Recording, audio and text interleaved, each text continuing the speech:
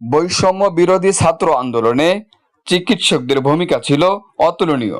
বক্তারা বলেন, চিকিৎসকরা নিজের জীবন বাজি রেখে যারা গুলিবিদ্ধ হয়েছেন তাদের পাশে দাঁড়িয়েছেন।